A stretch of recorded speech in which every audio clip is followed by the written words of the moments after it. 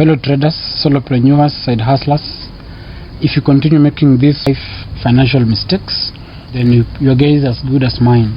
You may not be able to achieve your financial goals, or you might have a capping into what you can actually achieve. So without further ado, let me get you to the 5 most common financial mistakes that you keep making. The first one is obvious: failure to budget.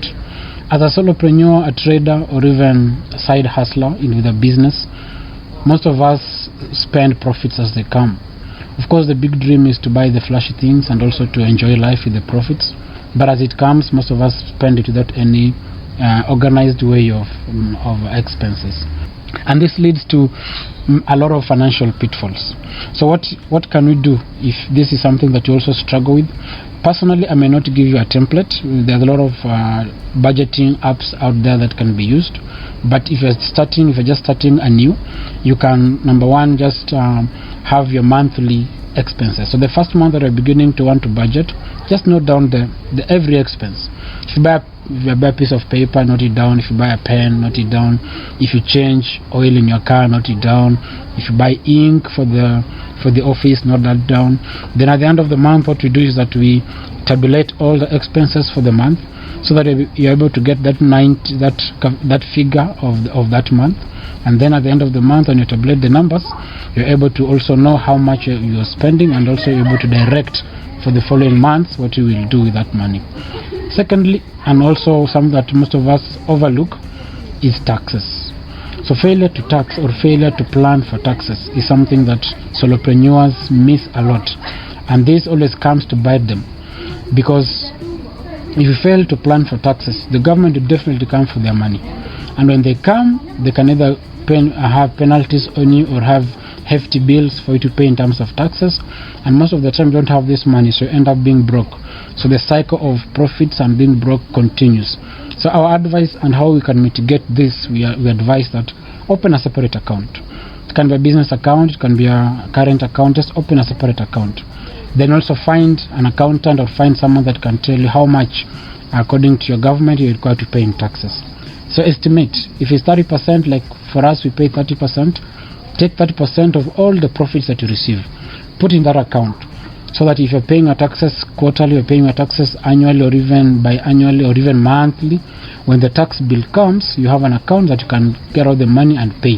Whatever remains at the end of the tax period that is still in that account, now you can transfer that to your own personal account or a business account to continue growing with it. Thirdly, and also it can also help us in both personal and business finances, this is a failure to have adequate emergency fund. Emergency fund is almost a cliche. Everyone knows about emergency fund, but in this case we're talking about inadequate emergency fund. The question you need to ask yourself is, what is the period of time that you can take with the current lifestyle you're living without depleting your savings? In other words, we're talking about, what is your runway? Is it 2 months? Is it 1 month? Is it 3 months? We recommend a runway of about 3 to 6 months. Most of the time the best would be 1 year. So if you have expenses, your monthly expenses sorted out for the next 3 months or even 1 year, we recommend 6 months. So 6 months to 1 year, then you're sorted even in your business. If you lose that big client, if you have a losing streak a certain month as a trader, if you make losses that month, you actually have money that you can live on, and this reduces the pressure to make that money back, reduce the pressure or even the desperation of getting clients that may be low quality, or even taking trades that might be low quality. So the mitigation here is you start small. Action is always the way to go. There's this common saying that done is better than perfect. So take action.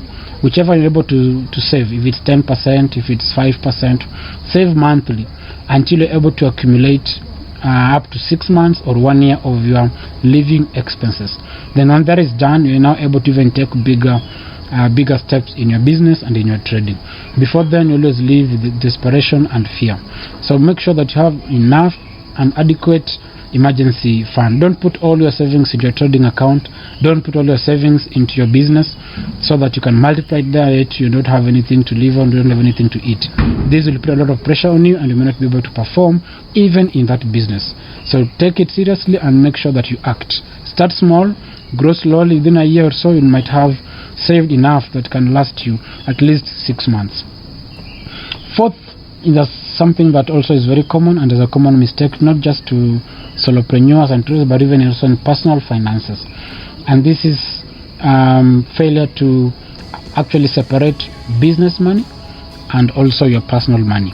And it's a pitfall that most of us fall into. Of course, most traders, when you begin trading to make the big money. Most of us don't treat it as a business. It's actually a business. And when you begin, you're just putting money into the account, trading, withdrawing the money, spending the money.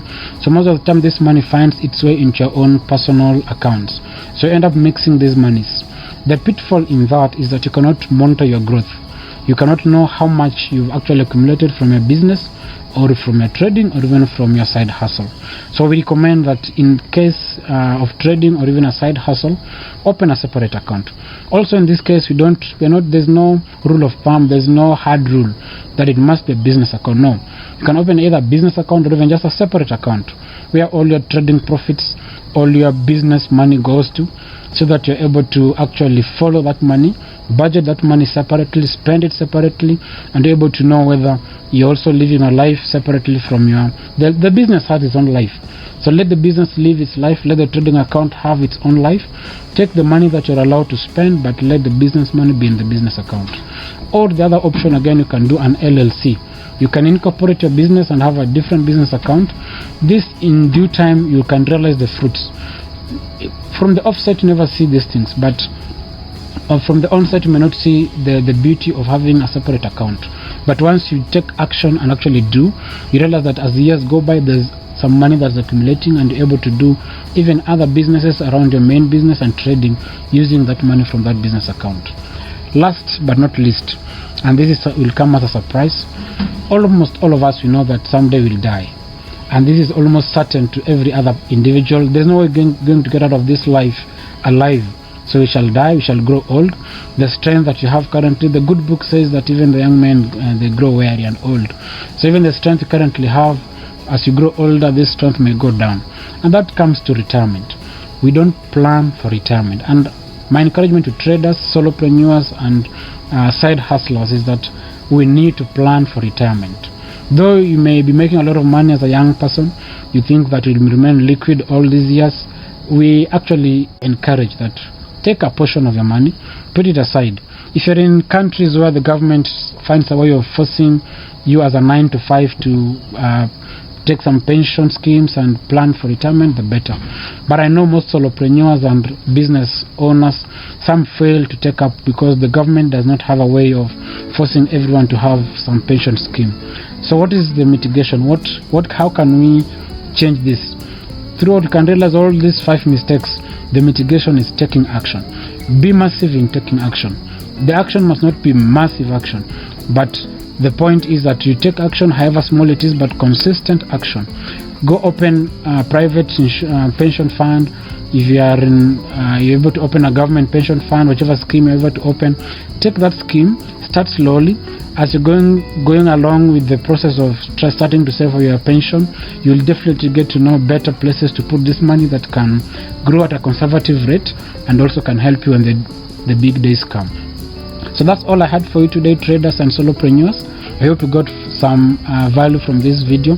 If I'm new to you, my name is Dr. Josh, a medical practitioner and also a trader, and I'm interested in mostly finance and entrepreneurship. If this makes you happy and this makes you get some value from such content, take some minute and like this video, subscribe if not yet subscribed, and let us grow together.